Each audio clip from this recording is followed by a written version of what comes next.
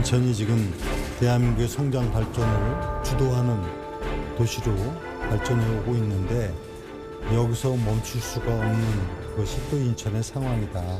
그래서 인천의 발전 미래, 그 대한민국의 또 더 나은 정치 발전, 국가 발전을 위해서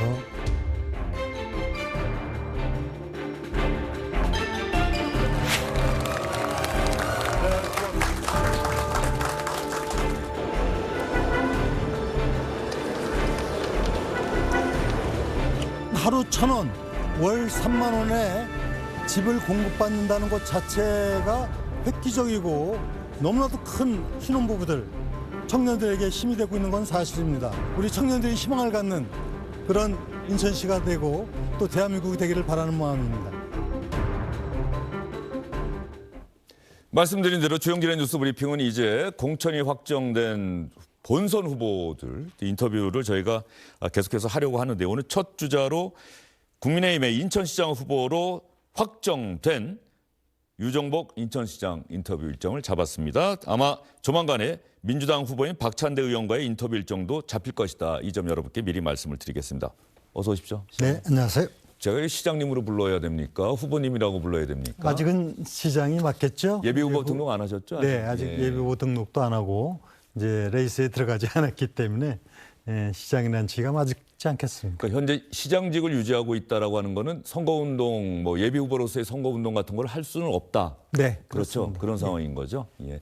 조금 전에 영상 보다 보니까는 1,000원 주택 네. 이게 눈에 들어오던데 네. 저게 정말 가능한 고향입니까? 한 달에 3만 원 아니에요, 그러면? 그렇습니다. 하루 1,000원, 월 3만 원에 예. 청년들에게 희망을 주는 주택을, 새 집을 제공해 드리는데 이게 무려 1,000호를 공급하는데 인천시 예산이 36억으로 가능하기 때문에 예. 대한민국의 그야말로 공전의 대히트를 치고 다른 많은 지방정부가 벤치마킹을 하고 있고 우리 지금 저출생 문제를 극복하는 예. 획기적인 정책으로 자리 잡고 있습니다. 규모는 어느 정도나 되는 주택입니까? 1,000호를 공급. 1,000호인데 그 1,000호의 그 각 집의 집은 크기가 보통은 20평대. 그래서 예. 그 아이가 몇이냐에 따라 조금씩 차이는 있습니다만 예. 사는데 전혀 불편함이 없는 예. 새 주택을 제공해 드리는 겁니다. 36억 원이라고 하는 예산은 1년에 그렇다는 겁니까? 한 번에 그렇다는 겁니까? 1년에 그렇습니다. 1년에 36억 원 정도의 예산이면은 예. 신혼부부들 1,000가구 예비 신혼부부들에게 1,000가구 1,000호 예. 충분히 가능하다. 지난해 이미 1,000호를 공급했습니다. 올해 이제 또 1,000호를 하는데 이번에 700호를 먼저 지난주에 공모 접수를 받았고 다음 달에 이제 300호를 또 합니다. 경쟁이 상당히 치열하겠는데요. 한 5대1 정도, 5대1 정도. 보여주는데 예. 자격 요건이 있기 때문에요. 예. 신혼부부 또는 예비 신혼부부로 확인되고 또 이제 순위가 있습니다. 자녀가 둘이다, 하나다 예. 뭐 이런 순위에 의해서 아주 선풍적인 인기죠. 예. 이 공약을 이 정책을 내가 해야겠다라고 마음먹은 계기가 있었을 것 같고 무엇보다 현실성, 재원 마련, 재원 조달 방안 이런 고민들이 있었을 것 같은데 그렇습니다. 결정적 계기가 뭐였습니까? 대한민국이 지금 합계 출산율이 전 세계에서 꼴찌 아닙니까? 이 심각한 문제를 뉴욕타임즈에서는 앞으로 재앙이라고까지 표현을 하고 있지 않습니까? 이 문제를 극복해야만 되는 것이 우리의 지금 책임입니다. 근데 중앙정부가 1년에 50조를 쏟아붓고도 지금 합계 출산은 전 세계 최하이기 때문에 인천시에서 뭔가 정책적으로 보여준 겁니다. 그래서 가장 결혼도 꺼리고 아이도 낳기 어려운 것 중에 하나는 바로 주거 문제입니다. 그래서 이 주거 문제를 해결하는 획기적인 방안을 찾아냈고 이것이 바로 1,000원 주택으로 등장을 한 것이고 이것은 대단히 실효성이 있어서 이미 인천의 출생아 수 증가율이 대한민국의 압도적 1위 아닙니까? 지난해 출생아 수 증가율이 그 전년보다 그 전전년보다 10% 이상씩 증가하고 있는 것이 바로 인천의 현실입니다. 예, 알겠습니다. 마지막으로 그 1,000호라고 하는 거, 1,000원 주택 1,000호 이거는 매년 규모를 늘려가는 겁니까? 아니면 그 1,000호라고 하는 그 주택을 계속 유지하면서 그때그때 세입자들을 매년 바꾸는 겁니까? 1,000호씩 새로 신축을 하는 겁니까? 그러니까 집을 지어서 주려면 한 집 하는데 몇 억 들어가지 그렇죠. 않습니까? 예. 이 두 가지 방식이 있는데요. 인천도시공사에서 공급하는 임대주택을 대체시키는 거하고 민간이 갖고 있는 어떤 집이든지 전세 임대를 할 때 소비자가 선택을 해서 할 때 그 금융, 소위 말하면 월 임대료를 인천시에서 예. 대신 해주는 거죠. 이렇게 하니까 36억으로 1,000호가 가능한 것이죠. 예. 어쨌든 간에 이게 경쟁이 되고 또 단체장들이 계속해서 무엇을 시민을 위해서 도민을 위해서 해줄 수 있을 것인가를 고민하면 할수록 뭔가 정책은 나오게 그렇습니다. 돼 있는 것 같아요. 예, 알겠습니다. 유정보 인천시장은 국민의힘에서 지금 상당히 공천 둘러싸고 진통이 있는데 단수 후보로 일찍이 확정이 됐어요. 그때 내가 왜 이렇게 일찍 단수 후보가 됐을까? 경쟁자가 없어서 그런가? 어떤 생각이 드셨습니까? 저는 그동안에 정치를 하면서 국회의원이든 단체장이든 공천과 관련해서 언제든지 거의 1호로 문제없이 되어온 경험을 갖고 있는데 그만큼 저에 대한 경쟁력이 인정됐다는 얘기고 또 문제가 없다는 얘기 아닙니까? 그러나 또 책임감을 많이 느끼죠. 예. 그만큼 또 제가 본선 경쟁력을 분명히 현실로 보여줘야 되기 때문에 많은 책임감을 느낍니다. 예. 유정보 인천시장도 저도 사실은 뭐 예전에 박근혜 정부 당시에는 또 상당히 박근혜 정부에서 정말 핵심 인사고 누구보다도 그 당시 그 대통령이 가장 실력을 인정하는 공직자다 뭐 이런 평가도 정치인이다 이런 평가도 많이 받으셨고 정치를 상당히 오래 하시면서 그 부침을 다 보셨잖아요. 네. 지금 국민의힘이 상당히 위기 상황이다라고 하는 것. 그래서 아마 이번 선거 쉽지 않을 거다라고 각오하고 계실 것 같은데. 네, 뭐 정치라고 하는 것이 정치 환경, 즉 우리 흔히 얘기하는 바람, 정당에 대한 지지도, 민심 이런 부분들이 반영되는 것이기 때문에 우리 주영진 앵커님 말씀하신 그런 부분 네. 현실입니다. 그러나 저는 정말 여러 선거를 치러오면서 17대 총선처럼 그야말로 노무현 대통령 탄핵으로 거의 죽음에 갔던 그 선거도 극복을 해서 국회 진입했던 경험도 있지만은 이 상황은 앞으로 어떻게 변할지 모르겠는데 중요한 거는 우리가 어떻게 하느냐에 따라 달라지는 겁니다. 의지를 갖고 국민에게 어떠한 모습을 보여주느냐 그리고 결국은 선거전에 갔을 때 어떠한 인물에 대한 평가, 정책, 성과 이런 부분을 갖고 평가하도록 하느냐 이런 다양한 노력을 통해서 극복해야 될 문제이고요. 다만 두 가지가 있죠. 네. 중앙당 차원에서는 보다 더 국민 눈높이에서 통합과 혁신의 기치를 내걸고 국민들의 마음을 얻기 위해서 노력해야 되는 것. 그다음에 현장, 지역 단위나 당의 선거에서는 후보가 갖는 경쟁력을 극대화시키기 위한 대시민 홍보와 또 그런 어떤 노력 이런 부분들이 결합이 된다면은 선거 결과는 누구도 알 수가 없습니다. 오세훈 서울시장 같은 경우는 상당히 강하게 혁신선거대책위원회 즉 지금의 지도부가 지방선거를 책임지고 장동혁 대표가 지원 유세를 온다 이런 거 말고 새로운 인물 누군가가 와야 되는 것 아니냐라고 하는 요구를 계속 하고 있는데 장동혁 대표는 공천이 마무리되고 나서요 이렇게 얘기하고 있는 것 같은데 유정복 시장의 생각은 어떻습니까? 오세훈 시장의 입장을 전 충분히 이해합니다. 공감합니다. 그런데 문제는 지금 이 어려운 때일수록 당이 어떻게 현실적으로 그런 문제를 만들어갈 수 있을지에 대한 대안을 갖고 국민들이 시각에서 이 부분을 접근해 나가는 것이 필요합니다. 저 사실 지도부하고 많은 보이지 않게 노력을 해 나가고 있고 대안 제시를 해 가고 있는 상황입니다. 그래서 당장에 대국민에게 그런 메시지를 던지는 것이 또 다른 당의 어떤 분란이라든가 혼란을 초래해서는 안 된다 보고 저는 제 자신이 정치적으로는 어떤 입지를 구축하기 위한 게 아니라 진정으로 당을 살리고 나라를 살리기 위한 그런 방안으로서 지금 여러 가지 노력을 하고 있는데 이것은 뭐 이 자리에서 말씀드리기 그렇습니다만 아마 가시적 변화가 있을 겁니다. 가시적 변화가 있을 것이다. 장동혁 대표가 아닌 그 어떤 새로운 인물이 국민의힘의 지방선거를 책임지는 모습을 보게 될 것이다. 진두지휘하는 모습을 보게 될 것이다. 그런 말씀이십니까? 저는 어떤 인물만 갖고 얘기하는 것이 아니고 지금 이루어지고 있는 일련의 정치 과정 속에서 어떠한 당의 혁신의 모습으로 국민들에게 눈높이에 맞는 그런 모습을 보여주느냐 하는 문제지 지금 당장의 장동혁 대표를 대체하는 인물을 얘기하는 것이 아니라 예. 어떻게 해서 그야말로 지금 민주당이 이런 폭주 정권을 갖다가 막아내고 정말 국민들에게 앞으로 믿음을 줄 수 있는 재통합 세력을 만들고 또 이 속에서 우리가 어떠한 정책을 갖고 국민들에게 다가가고 이런 종합적인 걸 얘기하는 것이지 단순하게 선대위를 누구를 바꾸느냐 하는 문제만 얘기하는 건 아닙니다. 물론 예. 이 중에는 인물도 포함될 수가 있습니다. 네. 그러나 당 대표의 문제가 선대위 발족에 어떻게 연계되냐는 문제는 별개의 검토지 당연히 당 대표를 바꾸는 것이다 이렇게 얘기하는 것이 아니고 어떤 혁신적인 모습으로 인물을 더 영입을 하고 또 참여하도록 하느냐 이렇게 봐야 되는 것이지 일단 당 대표를 배제하는 거기에서 출발선을 갖고는 이 혼란이 오히려 더 가중될 수도 있습니다. 예. 장동혁 대표가 그러면 어떻게 잘하고 있다. 현재 그 공천 진통은 원래 공천마다 있을 수 있는 진통이기 때문에 이걸 지금 현 장동혁 대표 지도체제 최고위원 또 공천관리위원장 이정현 위원장 뭐 잘하고 있다고 생각하십니까? 어떤 평가는 있으실 거 아니에요? 저는 지금 뭐 잘하고 있다고 말씀드리기는 어렵지만은 이 공천 과정이라는 게 진통이 있고 어려움이 있는 것이 사실인데 나름대로 이정현 공관위원장이 소신을 갖고 노력을 하고 있습니다. 그러나 그렇게 하더라도 현실에 불부합되면은 또 조정해 나가지 않습니까? 대표적인 게 예.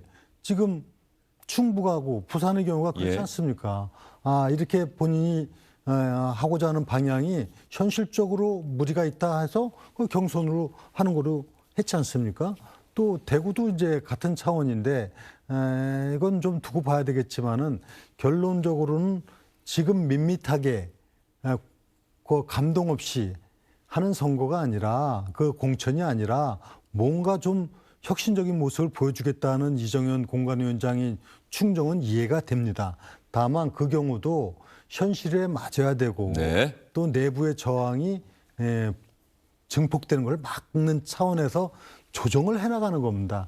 그게 제가 보면 대표적인 게 부산 아닙니까? 예. 박형준 시장하고 주진우 의원하고 경선으로 해서 이제 뭐 말끔하게 이제 해소가 된 상황이듯이 그렇게 계속 끊임없이 논의를 해가면서 뭔가 합리적인 방안으로 진행이 돼가는 것이고 진통은 있지만 결국은 잘 수습이 돼 나갈 뿐만이 아니라 국민에게 새로운 모습을 보여주게 되지 않을까 이렇게 기대를 하고 있습니다. 예. 주호영 의원도 잘 아시잖아요. 잘 알고 있습니다. 17대부터 저하고 같이 했어요. 예. 주호영 의원 어떻게 할 것 같습니까? 지금 이제 이정현 공관위원장이 얘기하기는 예. 이렇게 얘기했죠. 예. 주호영 의원처럼 육선 국회의원에 그리고 국회 부의장까지 한 예. 그야말로 뭐 큰 중지이자 이런 큰 정치인이 이제 국가적 차원에서 뭔가 역할을 해야 되지 않느냐 하는 명분을 얘기하는 부분인데 이제 어떻게 될지 모르겠습니다만 나름대로는 우리 당이 어렵고 그럴 때 아주 중요한 분들이 조금 더 크게 생각하는 부분이 필요하지 않겠느냐 하는 그 이정현 공관위원장의 충정이 담긴 메시지로 들립니다. 네. 이제 상대 후보도 확정이 됐어요. 일찌감치 딱 경쟁 구도가 확정된 곳이 많지가 않은데 지금 인천, 강원도, 경상남도 정도가 이제 후보가 확정된 것 아니겠습니까? 상대 후보인 박찬대 의원도 뭐 같이 정치도 하시고 그랬으면 잘 아실 텐데 박찬대 의원의 어떤 내 경쟁 상대로서의 장점 그럼에도 불구하고 유정복 내가 박찬대 의원보다 인천시장은 더 잘할 거라는 뭐 어떤 자기 확신? 뭐 이런 게 아마 많은 분들이 궁금해하시지 않을까 싶은데 말이죠. 네, 뭐 박찬대 의원은 인천에서 3선 국회의원을 해온 분이죠. 한 분이죠, 지금 현재. 그런데 이제 박찬대 의원은 쉽게 얘기하면 이재명 대통령하고 아주 가까이에서 보좌를 하고 또 대선을 치르고 네. 그래서 일약 이제 인지도가 굉장히 높아졌고 유명한 정치인으로서 부상이 됐죠. 네. 당대표도 나오고. 그런데 이제 결론적으로는 결국은 시민들은 나의 삶을 더 발전적으로 변화시키고 낫게 할 사람이 누군가 이거에 대한 현명을 선택할 수밖에 없는 거 아니겠습니까? 그 부분에 있어서는 저야말로 시장, 군수, 구청장, 그다음에 국회의원, 그리고 장관 두 번에다 예. 인천시장까지 해서 소위 일과 관련해서는 제가 아마 그 어느 누구도 저희 역량이라든가 경험이라든가 실적 성과를 부정할 수 있는 사람이 없거든요. 한마디로 얘기하면 확실하게 검증된 건 사실이고, 그 중에서 그야말로 시민들을 삶을 보듬어 안고 오면서 오늘날 인천시가 인구, 경제 문제 대한민국 압도적 1위를 하고 있는 도시로 만드는 것도 사실이고, 그러니까 이렇게 일해본 사람, 실적 있는 사람하고 이제 잘하겠다는 사람하고의 비교기 때문에 네. 유권자들은 아주 선택하기가 아주 쉽죠. 명백하죠. 예. 충분히 일해온 경험, 그리고 그로 인해서 평가된 사람, 즉 검증된 사람하고 잘하겠다는 거하고는 명확한 판단 기준이 되지 않을까요? 예. 그런데 많은 국민의힘 수도권 의원들, 정치인들은 이번에 지방선거 특히 수도권이 어렵다. 네. 이 수도권에 인천 당연히 들어가는 네. 것이고요. 그런 부분에서 좀 걱정스러울 것도 같은데. 네, 그런 부분들이 아까 말씀드린 정치 환경이라고 하는 것이 일단은 당이 어느 정도의 국민들로부터 지지를 받고 있느냐는 것이 중요한 변수인 그렇죠. 거죠. 이재명 대통령 사실. 지지율 상당히 높고 또 그렇습니다. 민주당의 지지율이 국민의힘보다 상당히 높게 나오고 이런 상황도 잘 알고 계실 거예요. 그렇습니다. 예. 그런 부분을 잘 알기 때문에 이제 본격적인 선거 레이스에 들어갈 때 결국은 현명한 유권자라면 나의 삶이 나아지는 그런 미래를 바라는 거 아니겠습니까? 이것이 기분 내기가 아니죠. 선거는 현실이죠. 그런 선택이 될 수 있도록 앞으로 선거전이 이루어지지 않을까 생각합니다. 지금은 후보가 가시화되지 않고 또 지금 어떤 정책이 나온 것도 아니고 인물에 대한 평가도가 있기보다는 예. 이게 큰 이제 정당에 대한 바람, 정당 지지율에 대해서 묻고 그 다음에 사람을 대입시키는 부분이기 때문에 사실은 인물도에 대한 평가가 아직은 그렇게 크게 되지 않고 있는 것은 사실이죠. 예. 인천 시장 처음 맡으셨을 때와 지금 인구의 어떤 변화, 인구가 많이 늘고 있다고 했는데 어느 정도 인구가 늘었습니까? 인천시가 지금 인구가 305만을 넘고 외국인까지 305만 하면 명? 315만 명인데요. 예. 대한민국에서 인구가 증가하는 유일한 대도시입니다. 앞으로 한 3년여 뒤에는 인천시는 부산 인구를 뛰어넘게 되고 명실공히 제2의 도시가 될 뿐만이 아니라 이미 경제적으로는 부산을 뛰어넘었습니다. 그래서 제2의 경제도시인데 인천은 분명히 인구 그리고 경제 그리고 다른 미래 성장 동력 이 부분에서 압도적인 성장을 이룩하고 있는 도시고, 그래서 바로 이렇게 성장 발전한 대표도시 인천이 여기서 멈출 수는 없다. 그것이 바로 제가 책임감을 갖고 이번에 나서지 않을 수 없는 이유가 되는 겁니다. 인천 하면은 우리 시청자분들께서 인천에 살고 계신 분들은 물론 잘 알고 계시겠습니다만 또 인천이 아닌 곳에 살고 계신 분들은 인천 하면 떠오르는 이미지라는 게 있긴 있을 텐데, 유정복 시장이 생각하는 인천이라는 도시, 또 유정복 시장이 만들고 싶은 인천이라는 도시, 인천 시민들과 함께 만들어가고픈 인천의 미래, 어떤 모습일까요? 과거에 인천하면요, 계양 창조도시, 즉 바다, 이런 많이 연상을 했죠. 요새 인천하면 아마 많은 분들이 인천공항을 가장 연상할 겁니다.